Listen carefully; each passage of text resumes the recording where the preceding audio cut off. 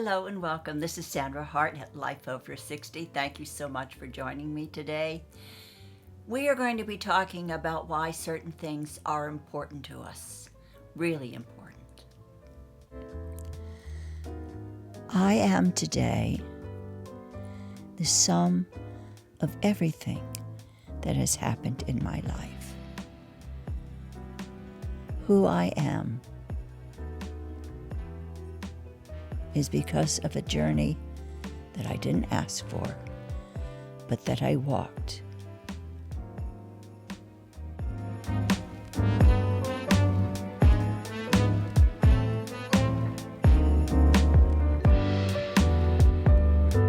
Hi, thank you so much for coming back to spend a few minutes with me today. We have such a wonderful community here, and believe it or not, we are growing so that we do have a lot of younger subscribers here. And why are they here? They're looking for guidance, they're looking for maybe hints of how they could lead a better life. And that is why it is so important for those of us in our 50s, 60s, and beyond to share our life experiences with the younger generation and the younger people here. I think I am going to do a series of 3 different videos every Tuesday talking about things that it really is important for all of us to share with one another. If we live this life and we go through wonderful times, happy times, and not so happy times, we learn from those experiences, don't we?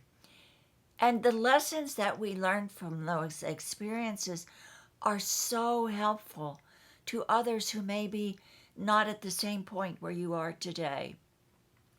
I know that I grew up, I'm called the silent generation, and my parents before me were the great generation, but they just carried on. They never talked much about their lives. They never shared much with anybody. So I grew up, and people in my generation kind of grew up taking some of that silence that they had, but yet maybe opening up a little and preparing for the next generation that came after us.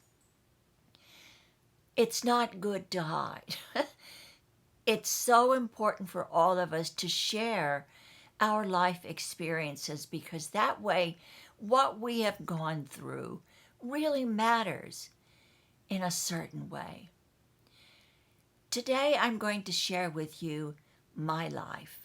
I know some of you probably have watched my earlier videos, and I kind of feel like I'm repeating myself, but it won't be the exact same thing because perhaps it'll be a new perspective.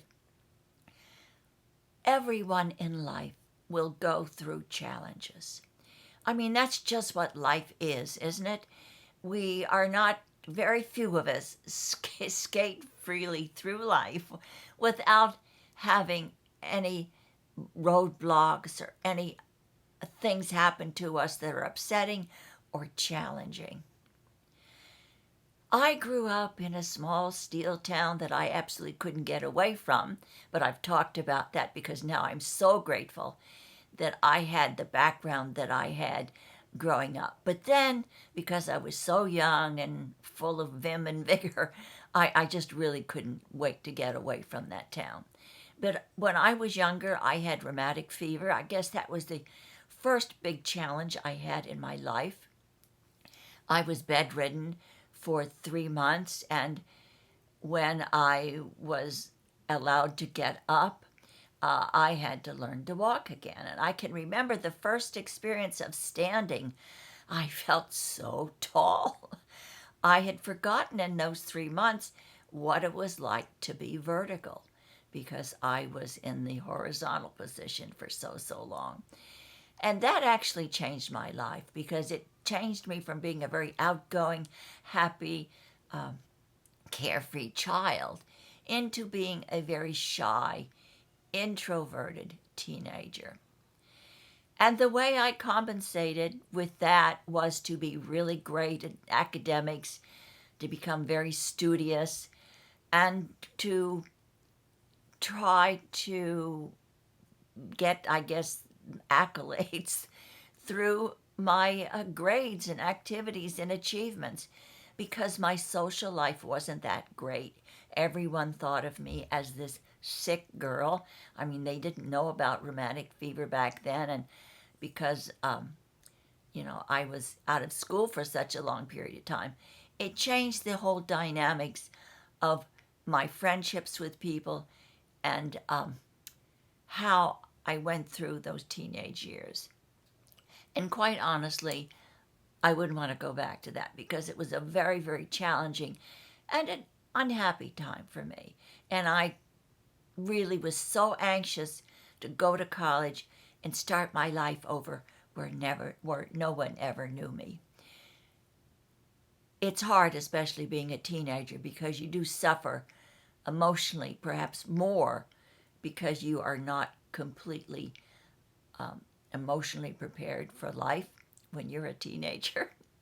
I think we all can agree on that. But of course, I went to college, I did well in school, and then I moved on and eventually married the man of my dreams. I was so much in love the very first time that I saw him, and I was able to have a great job. I auditioned for Romper Room. Was the Romper Room teacher and had a great, great career going for me. And life seemed absolutely wonderful until I found out that I had a stalker. And the stalker was threatening my life.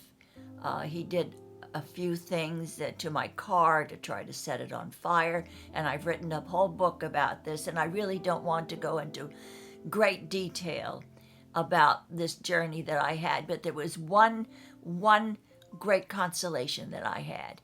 It was because I had a loving husband who was protecting me. He would go with me on all of my personal appearances. He really was my rock. He was my anchor. Until one day,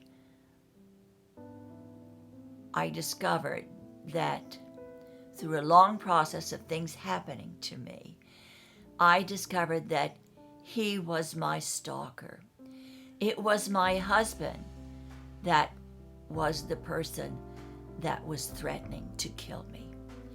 Now, if you want to know a little bit more about this, I have written a book, Behind the Magic Mirror, and explains the whole story to you. But basically what I'm trying to tell you now is the lessons that I learned from that experience. My husband eventually was institutionalized, and in the end, he was murdered. The lesson that I learned through going through those horrible, horrible times was not to feel sorry for myself. I took all of the terror and the pain and the compassion that I had for his illness and for mental illness in general, that I decided to dedicate my life to trying to raise money and to speak out to women's shelters and to go into places where I knew there were patients who were mentally ill.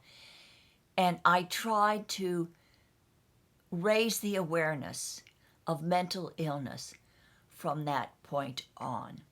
I became a member of the Leadership Council of the NARSAD, which was the National Alliance for Mental Research. It's now Brain and Behavior Research.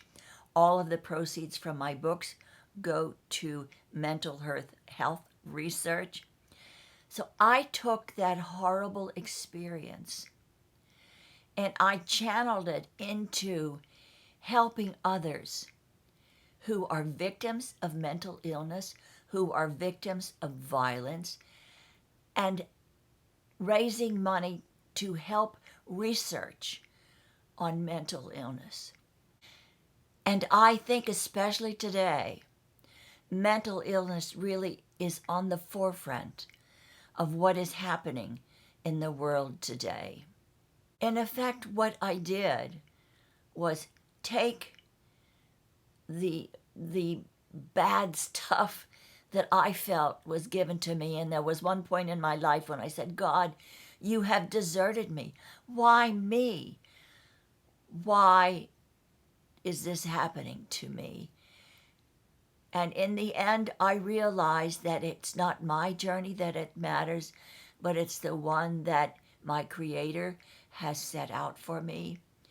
And I truly believe that what happened to me and how I was able to help in my small way those people who were suffering with mental illness and those people who had been victims of persons in their lives with mental illness.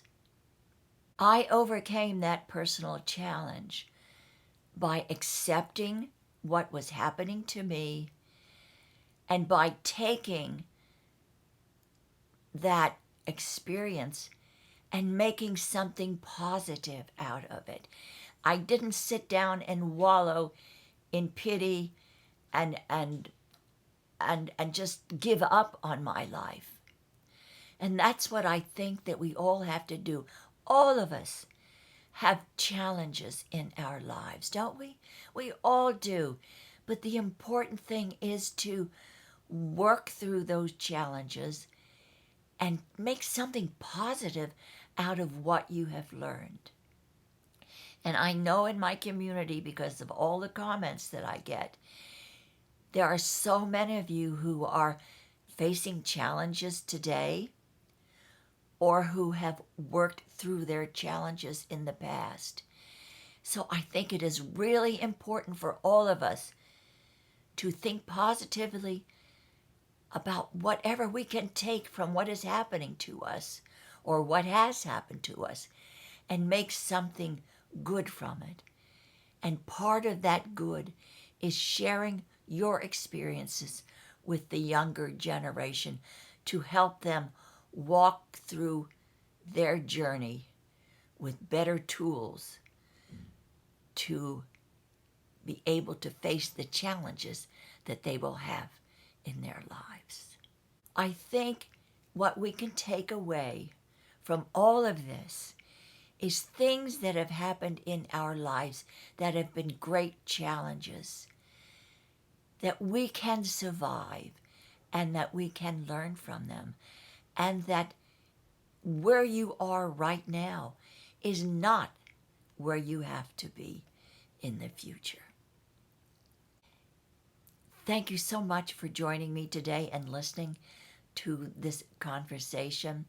And I do hope that if you are going through a challenge now, or if you have experienced challenges in the past that you have overcome, I would love for you in the comments to share those with all of us, because I know our community will jump in and will give you good advice. And if you read the comments of those who have conquered their challenges, it will give you hope that you can do it as well. And that nothing is written in stone and nothing is forever, and there are brighter days ahead. Thank you again for being here. Please do something wonderful for yourself because you are so special and you deserve it. Let's share the love. Be kind to all of those we meet in our daily life. And of course, pray for world peace. And please, if you are going through a challenge, if you feel alone, if you feel unloved, you are truly loved and you are never alone. Thank you, and I hope to see you next Tuesday for another video in this series.